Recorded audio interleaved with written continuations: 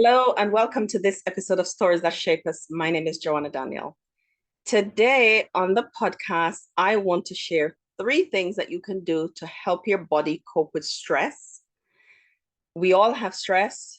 We don't always have bad stress. There's some stress that we need to make our bodies do things, designed to run or to move or to help us, right? But then we have stress that is harmful.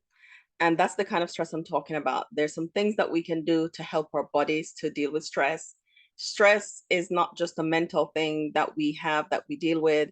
We don't just need really good uh, thoughts, be able to manage our negative automatic thoughts in order to deal with stress. We need to know and understand what's going on in our bodies and how stress impacts our bodies so that we can know what to do to help to release the stress hormones because we don't want them to stay because they'll create problems for us later on. It could become develop into physical illnesses, right? So we're going to talk about some things that we can do to deal with stress. So number one is face what you feel. Allow yourself to feel what you're feeling, to be with the feeling. If you've ever been to any one of my events, retreats, conferences, if you work with me one-to-one, you'll hear me say this all the time, sit with the feeling. And what does that mean? What does sitting with the feeling mean? So understand what you feel, know what it is, and don't just put them away, push it away, or push it to the side. If you follow me on social media, you'll also hear me talk about how I teach my children how to feel what they're feeling, how to name it, how to be comfortable with their emotions, how to become intelligent to their emotions and what they're feeling. And sometimes they might not have a name for what they're feeling because when, as they grow, they're growing more in emotional intelligence and they're learning understanding emotions and can name it better. But sometimes, when they were younger, they weren't able to name it. And even still now, sometimes they can't name it. So we work with what they're feeling. Describe the feeling for me. Is it heavy? Is it light? Is it uncomfortable? Is it what sickly feeling? What does it feel like? So we want to face what we're feeling. And sometimes we might be able to name it. Of course, when we're in our feelings, we're in the emotional brain, so we're not thinking clearly and we can't probably put name to something, but it's important to be able to understand it, right? Even later on as you reflect, like I felt sad, I felt heavy and uncomfortable. I felt like I was in deep despair and I don't know why, but that's what I feel. And so we wanted to face that and deal with that. Now, I always say as well, what we're feeling isn't wrong because feelings are just coming to teach us, to tell us something. It's an indicator that something is wrong, something is off. But what it tells us isn't always true. And that's where the cognitive distortions comes in, where we're learning how to understand distortion. We're not mind reading. We're not doing emotional reasoning. We're not exaggerating. We're not blowing things out of proportion. We're being with it rationally to understand it, right? So we want to face it, understand it. What is it? Can we name it? Even if we're naming it later on. So that's the first thing. And as I said, don't be afraid of feelings. Don't be afraid of anger. Don't be afraid of rage, fury, irritation. Don't be afraid of any of those things. They're teaching you something, right? They're telling you something. And then when we feel it, then we know what to do next. And that's the only time we'll know what to do. Because if we develop the habit and we're so schooled in pushing it down and trying not to feel, we won't become intelligent to our emotions and be able to understand the things that trigger us and our automatic responses. And we want to be able to do that because when we do, then we understand and know what is happening. And then another thing that we do to help our bodies to cope with stress is physical activity. Physical activity. It's exercise. Regular exercise helps our bodies to deal with stress. Now, I'm not telling you to join the gym. Personally, I don't like the gym. It's not for me, but I can do a 2 hour walk. I did a 2 hour walk on Monday and it felt great. 1 hour and a bit at the destination, an hour and a bit back home. I felt amazing afterwards. So physical activity is really good. Sometimes after the walk, you might need to do some sit-ups. You might need to stretch halfway through, stretch on your way back home. Stretch when you get home, so you're stretching out the muscles so you're not going to be in pain. Activities such as swimming and bike riding, mountain climbing, uh, any kind of physical activity, really good to help our bodies to release stress hormones, to release stress, to relax our bodies. It really helps to clear our minds. When I need to think and there's a lot going on and I need to think it through clearly, I like to go for a walk on my own and just be with myself. I'm not forcing myself to think about anything. I'm just out in nature. My body's relaxed. My mind is relaxed. We're connected, both mind and body.